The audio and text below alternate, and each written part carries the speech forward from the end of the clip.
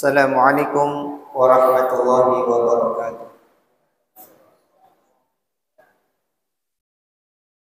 Innal hamdalillah nahmaduhu wa nasta'inuhu wa nastaghfiruh wa na'udzu billahi min shururi anfusina wa min sayyiati a'malina. Man yahdihillahu fala mudilla lahu wa man yudlil fala hadiya lahu. Wa asyhadu an la ilaha illallah wahdahu la syarika lah wa asyhadu anna Muhammadan abduhu wa rasuluh. Ya ayyuhalladzina amanu taqullaha haqqa tuqatih wa la tamutunna illa wa antum muslimun. Ya ayyuhan nas taqu rabbakumul ladzi khalaqakum min nafsin wahidah wa khalaqa minha zawjaha وبث منهما رجالا كثيرا ونساء واتقوا الله الذي تساءلون به والأرحام إن الله كان عليكم رقيبا. يا أيها الذين آمنوا اتقوا الله وقولوا قولا سديدا يصلح لكم أعمالكم ويغفر لكم ذنوبكم ومن يطع الله ورسوله فقد فاز فوزا عظيما. أما بعد فإن أحسن الكلام كلام الله وخير الهدى هدى نبينا محمد صلى الله عليه وسلم شر الأمور محدثاتها وكل محدثة بدعة وكل بدعة ضلالة وكل ضلالة في النار. Ahibati fillah, a'azanallah iyakum. Kita masih melanjutkan pembacaan kitab Tazkiyatun Nufus, Manhajus Salaf fi Tazkiyatin Nufus, dan masih di dalam pembahasan pasal yang ketiga tentang pentingnya memperbaiki hati dan penjelasan sebagian dari amalan-amalan hati. Pada pertemuan pekan sebelumnya kita sudah membacakan bab yang ke-6, yaitu tentang sebab-sebab rusaknya hati, di mana secara umum beliau menyebutkan bahwasanya kerusakan hati secara umum bersumber dari dua perkara. Yang pertama adalah penyakit syubhat, yang menyebabkan seseorang tidak bisa melihat mana yang hak dan mana yang batil. Seseorang tidak bisa mengetahui mana perkara-perkara yang merupakan petunjuk dan mana perkara-perkara yang menjadi sumber penyimpangan. Dan syubhat inilah yang menghalangi seseorang dari kesempurnaan di dalam at-tasdiq, yaitu membenarkan berita yang datang dari wahyu dari Allah dan Rasulnya. Kemudian penyakit yang kedua adalah penyakit syahwat, keinginan-keinginan syahwat yang menyebabkan seseorang terhalang di dalam melaksanakan perintah-perintah yang Allah perintahkan, mengerjakan perintah-perintah yang Allah perintahkan karena terfitnah dengan syahwatnya. Pada malam hari ini kita akan melanjutkan pada bab yang ketujuh yang disebutkan oleh muallif di sini, yaitu bab majaa fi ilajil qulub. Bab perkara-perkara yang bisa menjadi sebab kesembuhan hati. Perkara-perkara yang bisa menyembuhkan penyakit hati. Di dalam pembahasan ini beliau kembali menukilkan firman Allah Subhanahu wa taala di dalam surah Al-An'am ayat 122 sebagaimana sering beliau sebutkan di dalam bab-bab sebelumnya, di mana Allah Subhanahu wa taala di dalam surah Al-An'am 122 Allah berfirman, "Awaman kana maitan fa ahyaynahu waj'alna lahu nuran yamshi bihi fin nasi kaman mathaluhu fil dhulumat laisa bi kharijin minha." Allah Subhanahu wa taala mengatakan di dalam ayat ini, Dan apakah orang yang sudah mati kemudian dia kami hidupkan dan kami berikan kepadanya cahaya yamshi bihi finnas, yang dengan cahaya tersebut ia dapat berjalan di tengah-tengah manusia, kama mathaluhu fil dhulumat, perumpamaannya sama serupa dengan orang-orang yang keberadaannya di dalam kegelapan, laisa bi kharijin minha, yang dia sekali-kali tidak bisa keluar darinya. Maka di dalam ayat ini Allah Subhanahu wa taala menjelaskan bahwasanya orang-orang yang mendapatkan petunjuk dari Allah Subhanahu wa taala keadaannya tidak sama dengan orang-orang yang tidak mendapatkan bimbingan petunjuk Allah Subhanahu wa taala, yang dia di dalam kegelapan kekufuran, kegelapan kebodohan dan kemaksiatan, dan dia tidak mampu keluar darinya. Syekh Sa'di rahimahullah taala beliau mengatakan, awaman kana, apakah orang yang min qabli hidayatillahi lahu, sebelum Allah berikan hidayah kepadanya, orang-orang yang sebelum mendapatkan hidayah dari Allah, maitan, dia dalam keadaan mati hatinya, ya, fi dhulumatil kufri wal jahli wal ma'asi. Orang yang ketika belum mendapatkan hidayah dalam keadaan mati, berada di dalam kegelapan kekufuran, kegelapan kebodohan, dan kegelapan kemaksiatan. Karena kekufuran, kebodohan, dan kemaksiatan ini adalah perkara-perkara yang menjadi gelapnya hati seorang hamba. Fa ahyaynahu, lalu kami hidupkan dia setelah sebelumnya di dalam kematian, di dalam kegelapan tersebut, karena kekufurannya, kebodohan atau kemaksiatannya. Fa ahyaynahu, lalu kami hidupkan dia. Fa ahyaynahu bi nuril ilmi wal imani wat ta'ah, di mana Allah Subhanahu wa taala hidupkan hamba tersebut dengan cahaya ilmu, dengan cahaya iman dan cahaya ketaatan. Ilmu, keimanan, dan ketaatan yang itu akan senantiasa menerangi hatinya. Fasara yamsi bainan nasi fin nur, sehingga dengan cahaya ilmu, keimanan, dan ketaatan tersebut yang Allah berikan kepadanya, dia bisa berjalan di tengah-tengah manusia, mutabassiran fi umurihi, dia senantiasa mendapatkan petunjuk, mendapatkan basirah, mendapatkan bimbingan di dalam perkara-perkaranya. Muhtadiyan lisabilih, dia mendapatkan petunjuk di dalam jalan yang ia tempuh. Arifan lil khair, dia mengetahui kebenaran. Mu'assiran lahu, dan dia senantiasa mengutamakan kebenaran tersebut. Mujtahidan fi tanfidhihi fin nafsi wa ghairi, dan dia pun berusaha untuk merealisasikan kebaikan-kebaikan tersebut pada dirinya maupun kepada orang lain. Maka orang-orang yang mendapatkan petunjuk oleh Allah seperti ini tentu tidak sama, ya. Afa yastawi hadza biman huwa fi dhulumat, apakah sama orang-orang yang seperti ini keadaannya? Dia mendapat petunjuk dari Allah sehingga dia pun berjalan di tengah-tengah manusia dengan petunjuk tersebut. Apakah orang seperti ini sama dengan orang-orang yang berada di dalam kegelapan? Zulumatil jahli wal ghayyi wal kufri wal ma'asi, kegelapan karena kebodohan, karena penyimpangan, kekufuran, dan kemaksiatan.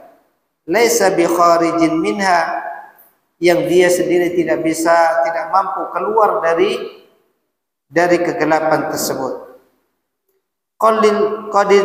Qadil talbasat alaihi turuq, di mana orang-orang tidak mendapatkan hidayah, tidak mendapatkan cahaya petunjuk, jalan-jalan yang dia lalui menjadi tersamar. Wa adlamat alaihi masalik, jalan yang dia tempuh menjadi gelap gulita. Fa khadaru al-hammu wal ghammu wal hazn wasyaqa, sehingga dia pun mendapatkan kesusahan, kepayahan, kesedihan dan kebinasaan. Maka Allah tabaraka taala di dalam ayat ini, ikhwani wa akhwati azanallahu yakum, menjelaskan bahwasanya orang-orang yang mendapatkan hidayah petunjuk dari Allah itu tidak sama keadaannya dengan orang-orang tidak mendapatkan hidayah. Kemudian di dalam ayat yang lain beliau menukilkan firman Allah di dalam surat Al-Isra ayat 82. Wa qala ta'ala wa nunazzilu minal qur'ani ma huwa shifaa'u wa rahmah lil mu'minin. Dan kami turunkan dari Al-Qur'an sesuatu yang menjadi syifa, menjadi obat dan menjadi rahmat bagi orang-orang yang beriman.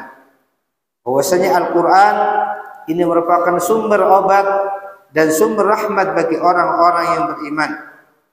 Kemudian di dalam surat As-Sajdah ayat 24 Allah berfirman, wa ja'alna minhum a'immatan yahduna bi amrina, dan kami jadikan di antara mereka a'immah, para pemimpin-pemimpin, yahduna bi amrina, yang mereka senantiasa memberikan bimbingan dengan perintah kami.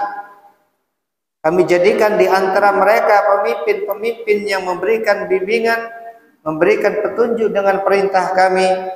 Lamma sabaru, yaitu ketika mereka para pemimpin tersebut bersabar.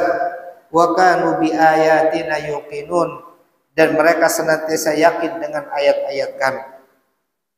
Inilah ikhwani wa akhwati azanallahu yakum beberapa ayat yang beliau sebutkan sebagai pengantar di dalam menjelaskan tentang perkara-perkara yang menjadi sumber obat bagi penyakit yang ada di dalam hati.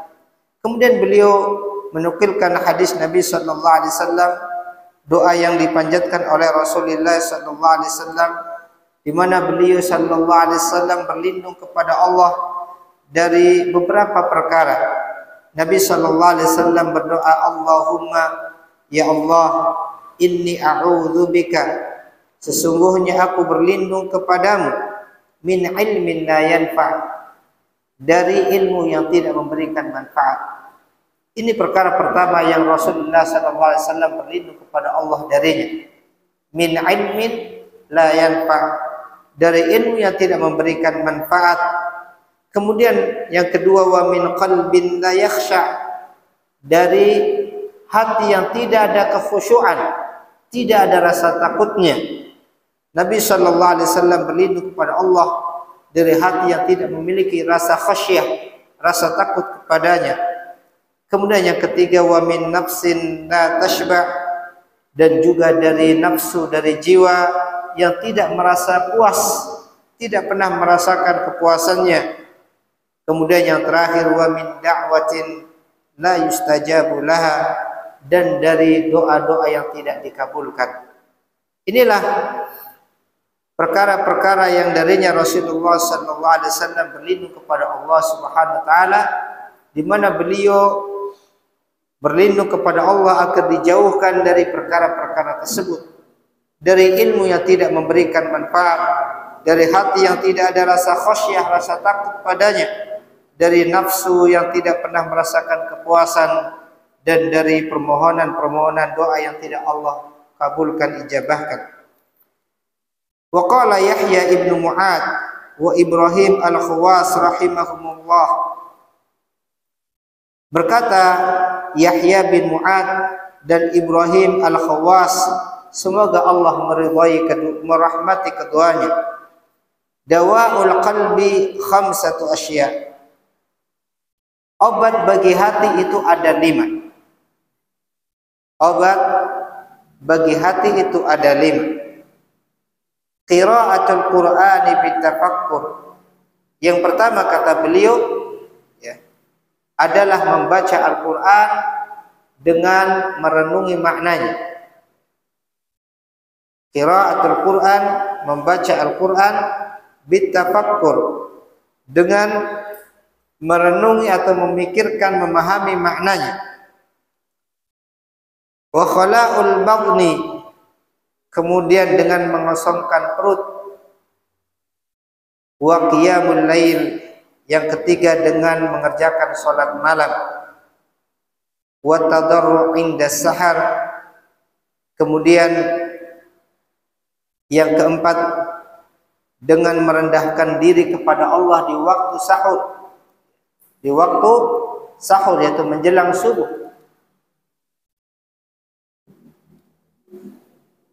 Wa mujalasatus salihin, dan yang terakhir kata beliau dengan senantiasa bermajlis atau berkumpul bersama orang-orang saleh.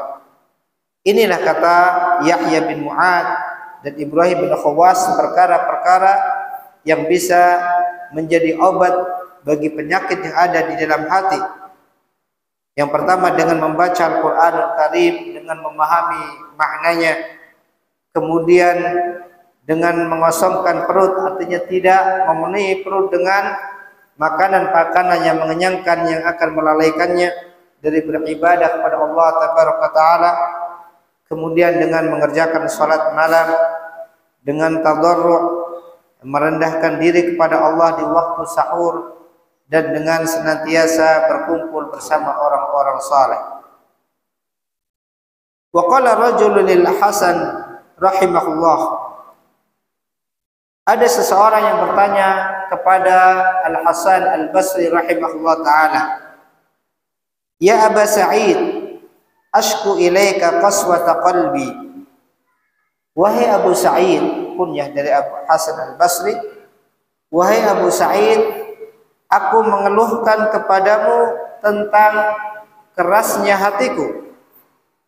Qala, kemudian Al-Hasan Al-Basri pun mengatakan, adzibuhu bidzikri, obatilah kerasnya hati tersebut dengan banyak berzikir, mengingat Allah Subhanahu wa taala. Ikhwani akhwati azanallahu yakum. Kemudian Al-Imam Al-Qayyim rahimahullah taala, beliau menyebutkan bahwasanya madarul iman ala aslain, sumber beredarnya keimanan seorang hamba, poros keimanan seorang hamba, di mana keimanan seorang hamba senantiasa berputar padanya, itu bersumber di antara dua pondasi, dua pokok. Yang pertama tasdiqil khabar wa ta'atil amr, bahwasanya keimanan senantiasa berputar di antara dua pokok. Yang pertama membenarkan berita wahyu yang datang dari Allah dan Rasulnya. Yang kedua mentaati perintah. Tasdiqul khabar, membenarkan berita, ini menunjukkan membenarkan ilmu yang datang dari Allah dan Rasulnya. Kemudian ta'atil amr, mentaati perintah yang datang dari Allah dan Rasulnya, melaksanakan apa yang telah dipahami jadi ilmu tersebut. Wa yatba'uhuma amrani akharani, kemudian ada dua perkara yang mengikuti dua dasar ini, dua pokok ini. Awalan, yang pertama kata beliau, nafyu syubhatil batil, menolak syubhat-syubhat yang batil, al-warida alaihi, yang senantiasa datang kepadanya, al-mani'ah min kamalit tasdiq, di mana syubhat ini akan menghalangi seorang hamba di dalam membenarkan wahyu atau membenarkan berita yang datang dari Allah dan Rasulnya, di dalam menerima ilmu yang datang dari Allah dan Rasulnya.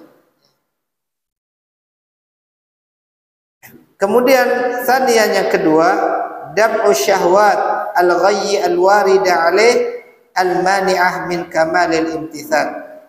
Yang kedua adalah menolak syahwat yang menyimpang yang datang kepadanya, yang syahwat tersebut menghalangi dia di dalam kesempurnaan melaksanakan perintah-perintah Allah Subhanahu wa taala. Maka di sini Al-Imam Al-Qayyim rahimahullah taala menyebutkan ada 4 perkara. 4 perkara yang menjadi sumber keimanan, kokohnya keimanan seorang hamba. Yang pertama adalah tasdiqul khabar. Tasdiqul khabar yaitu membenarkan berita yang datang dari Allah dan Rasul, menerima ilmu yang datang dari Allah dan Rasulnya, membenarkan jalan ilmu.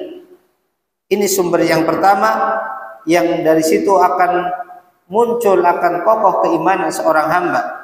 Ketika seorang hamba meluruskan ilmunya yang datang dari Allah dan Rasulnya, membenarkan berita-berita yang sampai kepadanya dari wahyu. Atsani, yang kedua, badrul ijtihad fi raddi syubhat allati tuhiha syayatinul jinni wal ins fi mu'aradatihi. Yang kedua, dia bersungguh-sungguh untuk menolak semua syubhat-syubhat yang senantiasa dibisikkan oleh syaitan-syaitan baik dari kalangan jin dan manusia, yang itu akan menolak berita yang datang dari Allah dan Rasul. Bagaimana seorang muslim, seorang hamba, dia senantiasa berusaha untuk menolak syubhat-syubhat yang dibisikkan oleh syaitan-syaitan kalangan jin maupun manusia, yang mana syubhat-syubhat ini akan menyebabkan seseorang menolak atau tidak menerima berita yang datang dari Allah dan Rasulnya, tidak menerima ajaran ilmu yang dibawa oleh para Rasulullah, para utusan Allah. Ats-tsalits, yang ketiga, ta'atul amri, yaitu mentaati perintah. Warabi, yang keempat, mujahadatun nafs, senantiasa memerangi nafsu, fi daf'i syahwat, di dalam menolak syahwat, allati tahulu bainal abdi wa baina kamali ta'ah, yang syahwat ini akan menjadi penghalang antara hamba dan antara ketaatan kepada Allah Subhanahu wa taala. Ini 4 perkara yang disebutkan oleh Imam Qayyim ketika seorang muslim ingin menguatkan keimanannya.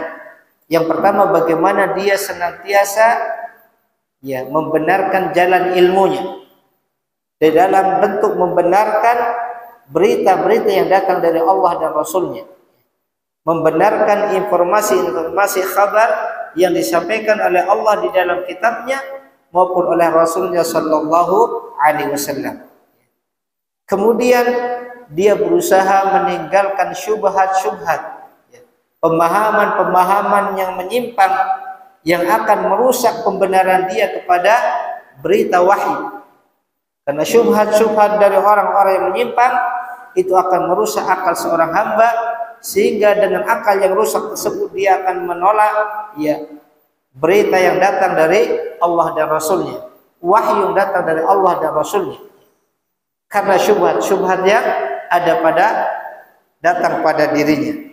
Maka seorang muslim senantiasa berusaha bagaimana dia meninggalkan atau menjauhi syubhat-syubhat tersebut. Oleh karena itu, ikhwani wa akhwati azanallah yakum, para ulama kita dahulu, mereka para salafus saleh, mereka tidak menyukai perdebatan, perbantah-bantahan di dalam urusan agama. Jidal, berbantah-bantahan, berdebat di dalam urusan agama, yang itu akan menyebabkan seseorang akan menolak khabar, menolak berita yang datang dari Allah dan Rasulnya. Maka mereka menjauhi sikap demikian. Dan mereka sangat keras di dalam menjauhkan diri mereka dari orang-orang yang menyimpang, dari para ahlul bid'ah, orang-orang yang mengajarkan ajaran-ajaran yang menyimpang. Kenapa? Karena syubhat ini bisa merusak hatinya. Maka mereka berusaha bagaimana menghindarkan dari perkara-perkara tersebut. Karena syubhat-syubhat ini menyebabkan seseorang akan menolak berita yang datang dari Allah dan Rasulnya. Kemudian perkara yang ketiga adalah bagaimana seorang hamba senantiasa berusaha mentaati perintah-perintah Allah Taala, melaksanakan perintah-perintah Allah Subhanahu wa taala yang telah dia ketahui, dan dia yang keempat berusaha untuk mujahadatun nafs, berusaha memerangi nafsunya di dalam keinginan-keinginan syahwatnya, karena keinginan syahwat tersebut yang banyak menghalangi seseorang dari melaksanakan perintah-perintah Allah Subhanahu wa taala.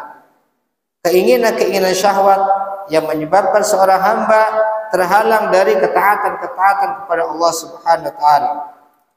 Kemudian beliau mengatakan wa hadzanil amran, dua perkara ini, yaitu maksudnya syubhat dan syahwat, yang merupakan sumber kerusakan, aslu fasadil abdi wa syaqai. Dua perkara ini, itu syubhat dari pemahaman-pemahaman yang batil, ilmu-ilmu yang menyimpang, pemikiran-pemikiran yang merusak, dan juga syahwat dari keinginan-keinginan yang menyelisih perintah Allah Subhanahu wa taala. Ini adalah sumber kerusakan hamba baik di dalam urusan dunia maupun urusan akhirat.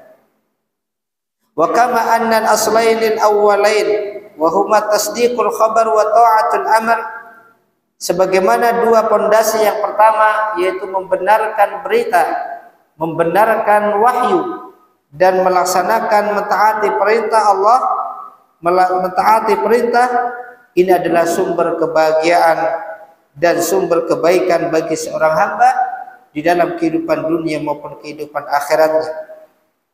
Kemudian beliau mengatakan wa dzalik annal 'abda lahu quwwatan, bahwasanya seseorang secara umum dia mempunyai dua potensi kekuatan yang Allah berikan kepadanya. Seorang hamba dia memiliki dua bentuk kekuatan. Quwwatul idraki wan nazar.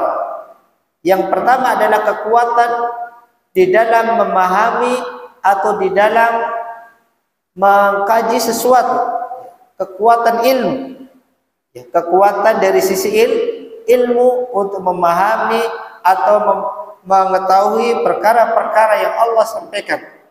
Wa yatba'uha minal ilmi wal ma'rifati wal kalam, dan perkara-perkara yang mengikutinya berupa ilmu, pengetahuan, dan ucapan. Ini kekuatan yang pertama yang Allah berikan pada seorang hamba.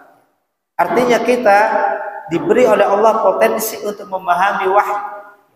Allah berikan kepada kita pendengaran, Allah berikan kepada kita penglihatan, Allah berikan kepada kita akal, yang itu semua menjadi wasilah bagi seorang hamba untuk memahami dan merenungi wahyu yang Allah berikan kepadanya. Ini kekuatan yang pertama, kekuatan dari sisi kemampuan memahami atau mengilmui sesuatu. Yang kedua wa quwwatul irada wal hubbi. Yang kedua adalah kekuatan dari sisi keinginan dan kecintaan. Kalau tadi dari sisi akalnya, kemampuan untuk memahami sesuatu, yang kedua keinginan atau kecintaan yang ada di dalam hatinya, dan perkara-perkara yang mengikutinya seperti niyah wal azmi wal amal, yaitu niat, tekad, dan kemampuan atau kekuatan di dalam mengamalkan sesuatu. Ini dua kekuatan seorang hamba, kekuatan dari sisi ilmu dan juga kekuatan dari sisi keinginan-keinginan atau motivasi di dalam beramal. Fasyubhatu tu'athiru fasadan fil quwwatil ilmiyah an-nadhariyah. Maka penyakit syubhat, perkara-perkara yang menyimpang, pemahaman-pemahaman yang memalingkan seseorang dari jalan yang benar, itu akan menimbulkan kerusakan di dalam kekuatan ilmu dan kekuatan nadhariyah, mengkaji atau memandang sesuatu yang hak di dalam syariat ini. Orang-orang yang banyak terkena syubhat, orang-orang yang banyak teracuni pemikirannya dengan pemikiran-pemikiran batil, di mana akalnya banyak terpengaruh dengan doktrin-doktrin yang menyimpang, dengan pemahaman-pemahaman yang rusak, maka kekuatan dia di dalam memahami ayat-ayat Allah, di dalam merenungi nas-nas kitab maupun sunnah itu menjadi lemah, menjadi rusak, karena rusak dari pengaruh syubhat yang masuk kepada dirinya. Maka syubhat ini akan merusak kekuatan hamba dari sisi ilmu an-nadhariyah, dari sisi memahami nas-nas Al-Quran maupun nas-nas hadis Rasulullah sallallahu alaihi wasallam, sehingga dia tidak bisa memahami mana yang hak dan mana yang batil. Dia akan melihat yang hak sebagai sesuatu yang batil atau yang batil sebagai sesuatu yang hak, karena rusak jalan ilmunya. Wasyahwatu tu'athiru fasadan fi quwwatil iradah al-amaliyah. Adapun penyakit yang kedua, syahwat, orang-orang yang hatinya dikuasai dengan nafsunya, maka syahwat ini akan merusak kekuatan dari sisi iradah, dari sisi keinginan, dari sisi keinginan dia di dalam beramal, motivasi dia di dalam beramal, semangat dia di dalam beramal, itu menjadi lemah karena penyakit syahwat. Ini dua pengaruh penyakit yang ada pada hati seorang hamba. Yang pertama, syubhat akan merusak jalan ilmu seorang hamba. Kemudian syahwat akan merusak semangat dia di dalam beramal. Wa qala rahimahullah. Kemudian Ibnu Qayyim juga mengatakan, fitnatu syubhati tudfa'u bil yaqin. Adapun fitnah syubhat, fitnah yang disebabkan karena syubhat-syubhat yang datang, itu bisa ditolak, bisa dicegah bil yakin, dengan keyakinan yang kuat. Keyakinan seorang muslim, seorang mukmin dengan kebenaran ajaran yang datang dari Allah dan Rasulnya. Penyakit syubhat itu akan ditolak dengan keyakinan, menguatkan keyakinan. Wa fitnatu syahwat, dan adapun fitnah syahwat, keinginan-keinginan yang memalingkan dari ketaatan kepada Allah, tudfa'u bis sabri, itu akan bisa ditolak dengan kesabaran. Syahwat, kalau syahwat berarti yang rusak hatinya, kalau syubhat yang rusak akalnya, maka kerusakan syahwat itu diobati, ditangani dengan kesabaran. Walidzalika, karena itulah kata Ibnu Al-Qayyim, ja'ala subhanahu imamatad din manutatan bihadzainil amrayn. Karena itulah kata Imam Al-Qayyim di dalam ayat yang tadi kita baca, surat As-Sajdah ayat 24, Allah Subhanahu wa taala telah menggantungkan imamah fid din, kepemimpinan di dalam agama, bahwasanya seseorang akan meraih imamah, kepemimpinan di dalam agama, Allah kaitkan dengan dua perkara tadi, yaitu dengan keyakinan dan kesabaran. Keyakinan yang akan menguatkan dia dari sisi jalan ilmunya untuk menghalau syubhat-syubhat yang datang kepadanya, dan kesabaran yang akan menguatkan dia dari sisi iradahnya, keinginannya di dalam beramal, yang akan menolak syahwat yang datang kepadanya. Allah Ta'ala berfirman, wa ja'alna minhum a'immah yahduna bi amrina, dan kami jadikan di antara mereka pemimpin-pemimpin yang memberikan bimbingan dengan perintah kami, lamma sabaru wa kanu bi ayatina yuqinun. Allah katakan lamma sabaru, ketika mereka bersabar dengan apa yang Allah berikan, bersabar di dalam menolak keinginan syahwatnya, wa kanu bi ayatina yuqinun, dan mereka senantiasa yakin dengan ayat-ayat Allah Subhanahu wa taala. Mereka kuatkan ilmunya, keyakinannya, pembenarannya kepada ayat-ayat Allah Subhanahu wa taala. Maka dengan dua perkara ini, dengan kesabaran di dalam menolak syahwat dan keyakinan di dalam menolak syubhat, maka seseorang akan mendapatkan imamah fid din, kepemimpinan di dalam agama yang Allah janjikan. Sudah Isya ya. Kita lanjutkan ba'da Isya.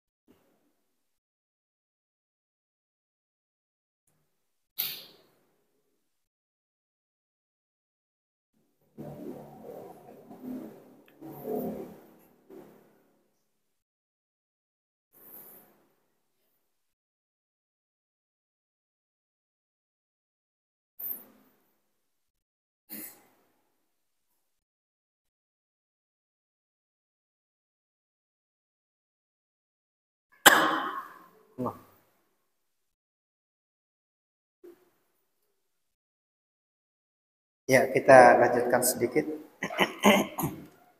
Syekh Sa'di rahimahullah taala ketika beliau menafsirkan firman Allah di dalam surah As-Sajdah ayat 24 ini, wa ja'alna minhum, dan kami jadikan di antara mereka, ay min bani Israil, maksudnya di kalangan Bani Israel, Allah jadikan di kalangan Bani Israel a'immatan yahduna bi amrina, pemimpin-pemimpin yang memberikan petunjuk dengan perintah kami, ay ulama bi syar'i, maksudnya para ulama-ulama yang menjelaskan tentang syariat Allah, wa turuqil hidayah muhtadina fi anfusihim. Ulama-ulama yang memberikan petunjuk dengan syariat Allah, memberikan jalan-jalan hidayah, mereka mendapatkan hidayah, meraih hidayah pada diri mereka dan juga memberikan hidayah petunjuk kepada yang lainnya. Fal kitab alladzi unzila ilaihim hudan, maka kitab yang Allah turunkan kepada mereka merupakan sumber petunjuk. Wal mu'minuna bihi minhum ala qismain, dan orang-orang yang beriman di antara mereka Bani Israel ada dua golongan. A'immatin yahduna bi amrillah wa atba'in wa a'immatun yahduna bi amrillah wa atba'un muhtaduna bihim. Bahwasanya orang-orang beriman di kalangan Bani Israel itu ada dua golongan. Yang pertama adalah pemimpin-pemimpin di kalangan mereka, ulama-ulama di antara mereka yang senantiasa memberikan bimbingan dengan perintah Allah, dan para pengikut mereka yang mengambil petunjuk dari mereka. Wal qismul awwal arfa'ud darajat, dan golongan yang pertama yaitu para pemimpin-pemimpin, para ulama di antara mereka itu memiliki kedudukan yang lebih tinggi. Ba'da darajatin nubuwah wa risalah, setelah kedudukan kenabian dan kerasulan. Wahia darajatu siddiqin, itulah kedudukan as-siddiqin, orang-orang yang siddiq, yaitu membenarkan wahyu yang datang dari Allah. Wa inna manalu hadhihi darajatil aliyah bisabri ala ta'limi wa ala ta'allumi wa ta'lim wa da'wati ila Allah wal adha fi sabili wa kafau anfusahum an jama'iha fil ma'asi wastirsaliha fi syahwat. Kata beliau bahwasanya mereka, para pemimpin-pemimpin di kalangan Bani Israel, para ulama-ulama di kalangan mereka dahulu, mereka mendapatkan kedudukan yang mulia, ketinggian derajat ketika mereka bersabar di dalam menuntut ilmu. Bisabri ala ta'allumi wa ta'lim, ketika mereka bersabar di dalam belajar dan di dalam mengajarkan ilmu, mengajarkan wahyu yang mereka terima dari para nabi-nabi Allah sebelumnya. Wa da'wati ila Allah, dan juga bersabar di dalam berdakwah menyeru manusia ke jalan Allah. Wal adza fi sabilih, dan juga bersabar di dalam mendapatkan gangguan-gangguan di dalam jalan dakwah. Karena ini sudah menjadi sunnatullah sejak zaman dahulu, bahwasanya orang-orang yang dia bersabar di atas jalan ilmu, mempelajari ilmu, mengajarkan ilmu, bersabar di atas dakwah, menyampaikan ilmu kepada manusia, dan juga di dalam menghadapi gangguan-gangguan manusia ketika menyampaikan dakwahnya, maka orang-orang seperti ini akan mendapatkan kedudukan, Allah tinggikan kedudukannya. Wa kafau anfusahum an jama'iha fil ma'asi, dan mereka juga senantiasa berusaha menahan jiwa-jiwa mereka, menahan diri-diri mereka dari dorongan-dorongan kemaksiatan yang muncul pada diri mereka. Wastirsaliha fi syahwat, dan dari keinginan-keinginan memperturutkan syahwatnya. Mereka bersabar di dalam perkara-perkara itu semua. Ini bagian yang pertama. Wa kanu bi ayatina yuqinun, dan mereka senantiasa yakin dengan ayat-ayat Allah. Ay wasalu fil imani bi ayatillah. Maksudnya, kata beliau, mereka telah meraih keimanan dengan ayat-ayat Allah ila darajatil yakin, sampai pada tingkatan keyakinan. Mereka meraih keimanan kepada ayat-ayat Allah sampai pada tingkat keyakinan. Wa huwa al-ilmun nafi' al-mujibu lil amal. Yang dimaksud dengan tingkat keyakinan di sini, kata beliau, adalah ilmu yang nafi'. Artinya mereka meraih keimanan kepada Allah dengan mendapatkan ilmu yang bermanfaat, yang ilmu tersebut mengharuskan mereka untuk mengamalkannya. Karena salah satu di antara tanda atau alamat ilmu itu bermanfaat adalah ilmu yang membuahkan amalan. Wa innama wasalu ila darajatil yaqin li'annahum ta'allamu ta'alluman sahihan. Mereka mendapatkan sampai pada tingkatan yakin, meraih ilmu keyakinan karena mereka telah mempelajari ilmu tersebut dengan cara belajar yang benar. Ta'allamu ta'alluman sahihan. Mereka mempelajarinya dengan jalan yang benar. Wa akhadhul masail an adillatiha al-mufidah lil yaqin. Dan mereka mengambil permasalahan-permasalahan berdasarkan dalil-dalilnya yang itu memberikan faidah keyakinan. Inilah keutamaan orang-orang yang dia mempelajari syariat Allah Subhanahu wa taala, dia mempelajari dalil-dalil dari kitab dari sunnah sehingga dia mendapatkan keyakinan dengan dalil-dalil tersebut. Famazalu yata'allamuna al-masail. Mereka senantiasa mempelajari permasalahan-permasalahan tersebut wa yastadilluna 'alaiha bi kathratid dalail. Dan mereka berusaha mempelajari dalil-dalil atas permasalahan-permasalahan tersebut dengan dalil-dalil yang banyak hatta wasalu lidzalik, sehingga mereka pun sampai pada tingkatan keyakinan yang mereka dapatkan. Fa bisabri wal yaqin tunanul imama fid din. Maka kata beliau, sebagaimana ini banyak disebutkan oleh para ulama, bahwasanya dengan kesabaran dan dengan keyakinan, dengan ilmu, tunalul imama fid din, akan diraih kepemimpinan di dalam agama. Allah janjikan di dalam ayat ini bahwasanya imama fid din akan diraih seorang hamba ketika dia mendapatkan keyakinan dan mendapatkan kesabaran. Keyakinan diraih dengan ilmu yang benar dan kesabaran diraih dengan kekuatan iman dan kekuatan di dalam melaksanakan perintah-perintah Allah Subhanahu wa taala. Ikhwani wa akhwati azanallahu yakum. Kemudian di sini di bagian akhir beliau sebutkan ringkasan faidah-faidah dari bab yang kita bacakan tadi. Fihi fawaid, di dalam pembahasan bab ini ada beberapa faidah. Al-ula, faidah yang pertama,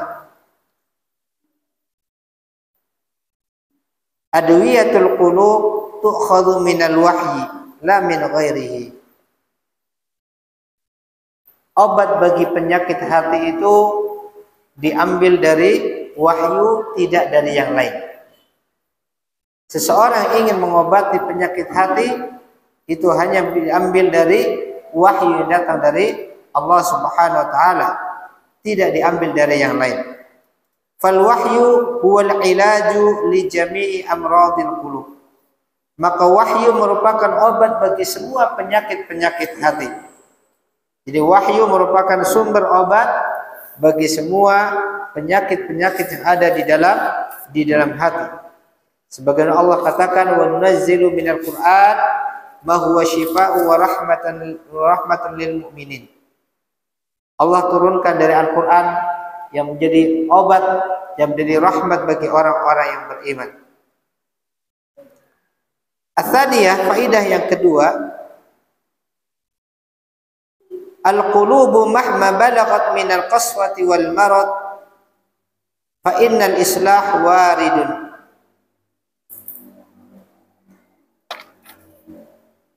Hati seorang hamba, bagaimanapun kerasnya dan parahnya hati seorang hamba, bagaimanapun keras dan parahnya, sakitnya dia, fa innal islah waridun, maka sesungguhnya ya, usaha untuk memperbaikinya itu masih ada ya, peluang untuk memperbaikinya. Idza sadaqal abdu wa badala al asbab an nafi'ah, yaitu ketika seorang hamba dia jujur dan dia mengerahkan semua sebab-sebab yang bermanfaat.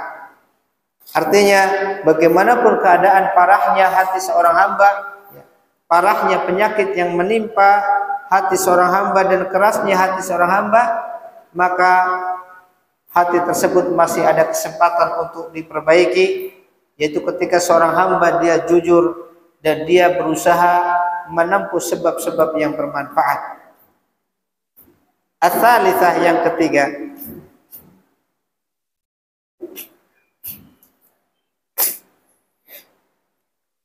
wa minal adwiyati li salahil qalbi taqwiyatul yaqin was sabri fin nafsi. Di antara obat untuk memperbaiki hati, menguatkan keyakinan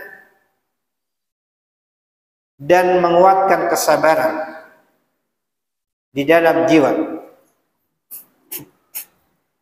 Menguatkan keyakinan ini kaitannya dengan ilmu. Bagaimana seorang hamba menguatkan ilmunya, memperbaiki jalan ilmunya dengan mempelajari ilmu menurut jalan-jalan yang Allah tunjukkan, dan menguatkan kesabaran di dalam mujahadatun nafs, di dalam memerangi nafsunya. Wabil yakini tudfa'u syubhat, maka dengan keyakinan tersebut seorang hamba akan bisa menolak syubhat-syubhat. Wabis sabri tudfa'u syahwat, dan dengan kesabaran maka syahwat-syahwat juga akan bisa ditolak. Ini dua perkara yang bisa memperbaiki hati seorang hamba, yaitu dengan menguatkan keyakinan atau memperbaiki jalan ilmunya dan menguatkan kesabaran di dalam menghadapi nafsunya. Ar-rabi'ah, yang keempat, wa minha kathratu dzikri wa tilawatul Qur'an bitadabbur. Di antara obat bagi penyakit hati adalah memperbanyak zikir dan membaca Al-Qur'an dengan tadabbur. Memperbanyak zikir dan membaca Al-Qur'an dengan tadabbur. Ini termasuk di antara perkara-perkara yang akan memperbaiki hati-hati kita. Al-khamisah, yang kelima, wa minha talabul ilmi wa mulazamatu hilaqihi. Di antara obat untuk memperbaiki hati adalah menuntut ilmu dan senantiasa mulazamah atau menghadiri majelis-majelis ilmu. Halaqah ilmu, itu senantiasa hadir di halaqah ilmu. As-sadisah, yang keenam, wa minha mujalasatu man tahyal qulubu bimujalasatihim.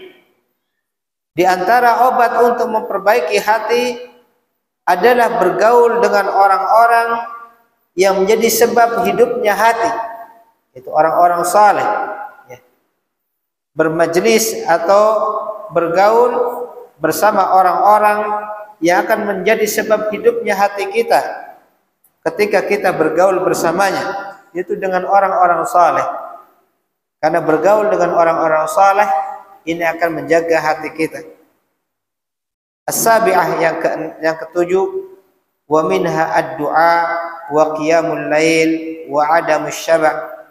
Dan di antara perkara yang menjadi sebab untuk memperbaiki hati adalah banyak berdoa kepada Allah, memohon kepada Allah agar Allah senantiasa memperbaiki hati-hati kita. Wa qiyamul lail, mengerjakan salat malam. Wa adamus syaba', dan tidak banyak mengenyangkan perut kita.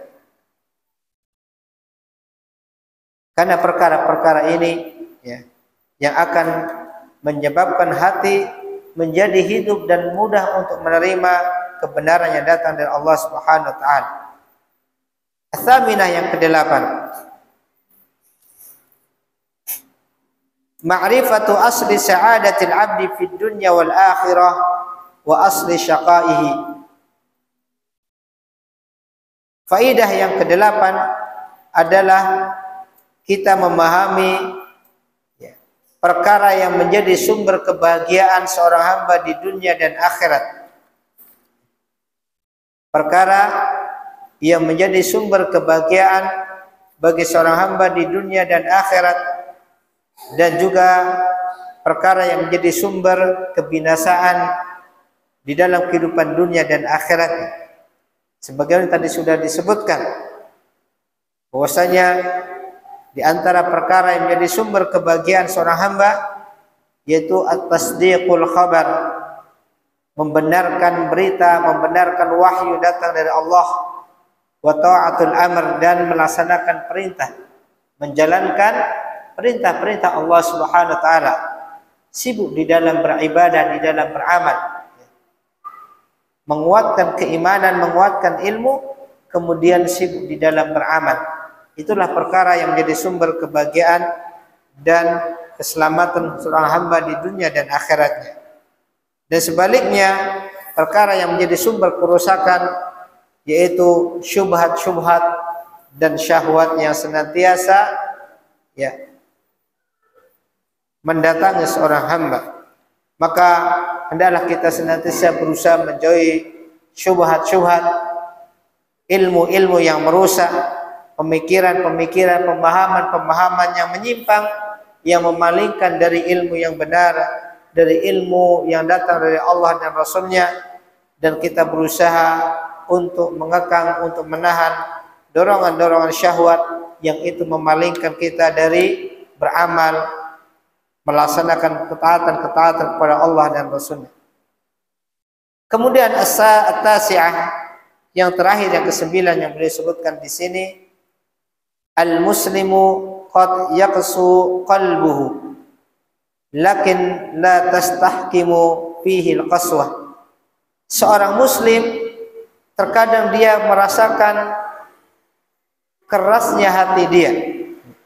Seorang muslim terkadang dia merasakan kerasnya hati dia, akan tetapi kekerasan yang ada di dalam hatinya itu tidak menyebabkan menguasai dirinya. Akan tetapi kerasnya hati tersebut tidak menguasai diri. Artinya bahwasanya kita terkadang kita diuji oleh Allah Subhanahu wa taala dengan mendapatkan kekerasan yang ada dalam hati kita.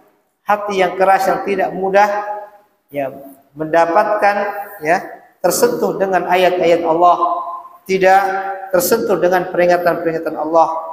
Tetapi seorang muslim tidak membiarkan hal tersebut terus-menerus berkuasa pada diri. Maka seorang muslim hendaknya senantiasa berusaha melawan kekerasan-kekerasan yang ada dalam hatinya, dengan dia banyak-banyak memohon kepada Allah Subhanahu wa taala, meminta kepada Allah agar dilembutkan hatinya, dan dia berusaha menempuh sebab-sebab yang menjadi wasilah dia mendapatkan kelembutan di dalam hatinya. Ikhwani wa akhwati azanallahu yakum, ini saja mungkin bisa kami sampaikan pada pembahasan bab yang ketujuh ini, dari perkara-perkara yang menjadi sumber obat bagi hati. Mudah-mudahan apa yang kita bacakan bisa bermanfaat, dan mudah-mudahan Allah Subhanahu wa taala memberikan kepada kita hati-hati yang senantiasa tunduk, memberikan kepada kita ilmu yang bermanfaat, hati yang senantiasa takut kepada Allah taala, dan kita mudah-mudahan diberikan oleh Allah Subhanahu wa taala jiwa yang senantiasa merasa puas dengan apa yang Allah berikan, dan diterima doa-doa yang kita panjatkan kepada Allah taala. Subhanaka wa hamdika asyhadu an la ilaha illa anta astaghfiruka wa atubu ilaik. Wassalamualaikum warahmatullahi wabarakatuh.